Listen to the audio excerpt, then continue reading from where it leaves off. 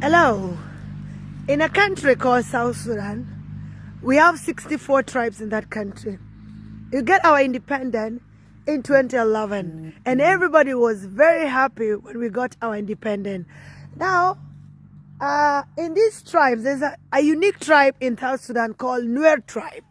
Nuer tribe are believed to come from a tree. They are believed that they come from a tree, and that tree is called Jaslier. And that Jaslier is as big as this tree. You can see this tree? It's so big.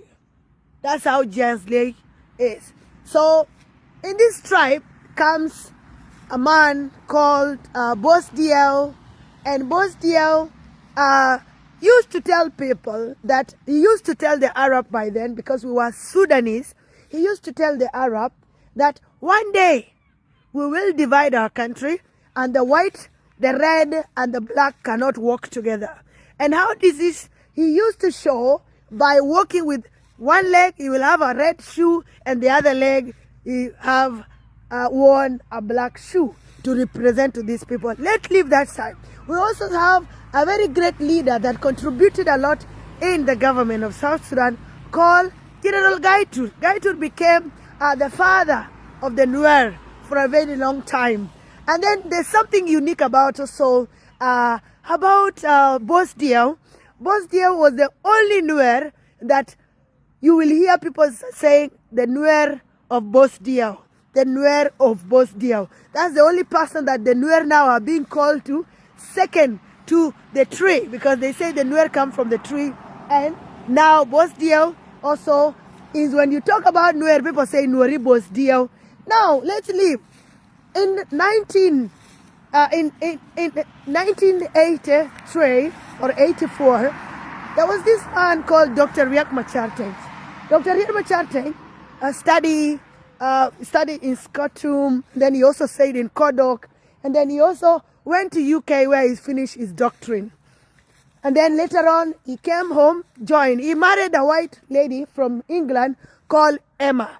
And this Mama Emma used to be with him, and is the only white lady that became a second wife in a Nuer land, in an exile, in a place called Lair County, married to the first vice president now, Dr. Riek Machar.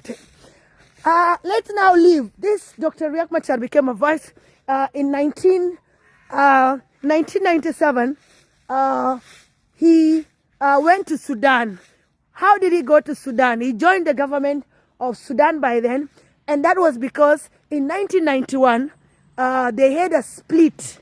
They had a war that happened. They fought with Dr. John Garang, because Dr. John Garang de Mabior wanted a new Sudan, because by then the Sudanese, there were some tribes in Sudan that were being marginalized. And these tribes, Dr. John said, no, we cannot be marginalized, and he wanted something called New Sudan, whereby everybody will be treated equally, and also no tribes were going to be marginalized. So now they had a fight, and they split, and Dr. Riek Machar with Lama Kol and the rest, they went to a place called Nasser, and they formed something called SPLA Nasser faction, which now lead them to went to Sudan, and they signed an agreement in 1997.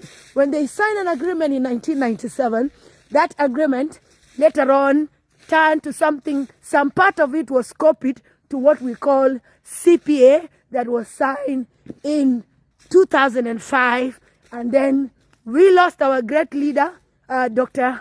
John Garang de Mabior, and we were left with the first vice president, Dr. Riek, and current president, Salva Kiir. Let's continue.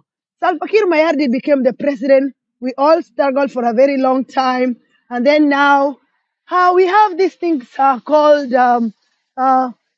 in 2011 we all fought for freedom, for independence, and we got our country. Let everybody went back home. Refugees, people traveled from all over the world as South Sudanese, and people went back home. People were happy, and they say, we are free at last. Later did we know that we were not free. War broke out in 2013, a massacre of the Nuer people. Nuer people were killed in South Sudan. and it became so bad. And then the government split again, and Dr. Riek Machar formed something called SPLA in the opposition, SPLA-IO. And then they went on. Some peace agreement was signed, never came to pass. 2016, Dr. Riek went back to Juba, and then there was another war. And then until 2018, there is something called R-Axis, the peace agreement that everybody now is talking about, that this peace agreement need to be implemented. And this peace agreement, we believe, is what South Sudan needs. For all this long, there have been a lot of corruptions going on in our country, in South Sudan. People stealing money. You will see some, even leaders are coming and speaking about it. They are dividing money. You will see the leaders go to a place called NilePet. NilePet is the company, because South Sudan have oil. So this is the oil company in South Sudan. It's called the NilePet. And then they go every end of the month with their V8 and pick the money. And there's no development. The South Sudanese are suffering. And the poor get poorer every day. The normal citizen get poorer every day. But the people that are being appointed by the government get richer every day. Now the interesting part of, within a short time, the first vice president was arrested because the president doesn't want to implement the peace agreement, and he doesn't want to make sure that the election goes, because he wants to stay in power for a very long time. Now, let's leave that part and come here. This court case is people believe that it's ethnically charged. That's how the UN call it. And then there have been killing of Nuer people in Nasser in 2005 on 4th April. That's when a place called Wiaradiw fell. And it was the White Army that took over, not SPLA-IO, but the White Army ran over and they took and they captured all the weapons in this place called Wiaradiw in Nasser, where Dr. Riek Machar started his SPLA faction that lead to the South Sudan we have today. Let's leave that part. There was also an appointment of a late, somebody called Honorable Stiwa Budia. This honorable was a signatory in the peace agreement in a party called UDP. In this UDP, he was a signatory to the peace agreement. He was arrested, put in a place, in detention, in a place called Blue House. Blue House is where they always arrest people and they take people there in South Sudan. So this man was appointed after 5 years of dying. The government of South Sudan never knew, because they put him there and they forgot about him. He was a signatory to the peace agreement, remember. And this many years, so that means the president even forget about this peace agreement. Because how come somebody will die that is a signatory in the peace agreement and you will not know? Until when he was appointed to the stakeholders in a chapter of the peace agreement called Tumaini, that's when everybody knew this honorable died. And he was also a citizen of the UK, of the US. He was a US citizen. And then now, something so interesting, from nowhere, the president started arresting people. And people are being arrested. The people that are being arrested, they are not poor people. They are rich people that looted the resources of South Sudan. Why? Because the government, president want to fool the international community. He want to play the games he always played every day, that he will show the UN, I already arrested the all corrupt people and I'm ready now to solve, which he will not do. He's just lying to people every day. And you cannot lie to the world every single day.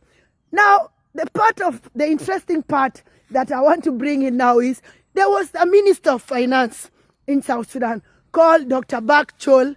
Dr. Bak Chol was during the morning hours, he handed over the office and he was very happy. And some people said on social media that Dr. Bak had been arrested. He came out and told people, I have not been arrested. And then from there, in the evening, he was found in a river trying to cross to Uganda using a motorbike. And then he broke his leg. And he was telling people, please don't film me, please don't film me. And he was asked, where are you going? He said, no, I just want, how can you use a border? Because this is a rich guy that have been having V8, because in South Sudan, the ministers always use V8, they move with V-cars, but now this is the time poverty is saving South Sudanese. Those who are not poor, those who are not poor are being arrested. Those who loot the resources are being arrested. Those who corrupt the resources are being arrested. But these people, the poor are the one now watching and saying, wow, this is the time poverty, even at least is saving people from all the problems. Why am I saying all this? It is to tell you that in South Sudan, this is a beautiful country, a country with a lot of resources. There was this one South Sudanese guy that came out and said that South Sudanese, take 1 minute of your time to fear South Sudan, because the things that are happening in this country is a country whereby people train for bad things. There was this lady in 2017 that recorded herself with a bottle because he wanted to prove to her man that actually I was not sleeping. I did not have any relationship when you left me. I was using a bottle to satisfy myself. And then that was 2017. And the lady is missing. The guy that this video was sent to, the video was leaked out by the other girlfriend. And then later on, the guy was arrested. The guy is in prison. The lady is missing. So to all people that are playing about the JIT bottle, whoever is putting the JIT bottle, know very well that the lady that is in question is missing. And we believe she killed herself. And this is because on the social media, people mocked her so much. The family became embarrassed. And if you put that video or you are trending about the JIT water or the JIT bottle, know very well that that lady is missing and that lady is not alive. All in all, South Sudan is our country. South Sudan has 64 tribes. We need to love our country. We need to appreciate our country. And long live South Sudan. Viva South Sudan. We only need leaders in South Sudan. We are rich. We have resources. The only thing that is lacking is a leader that will take us forward. And we have leaders. Let's identify leaders among politicians. Let tribalism be a history of the past. Long live our country. Long live South Sudan. And long live all of us.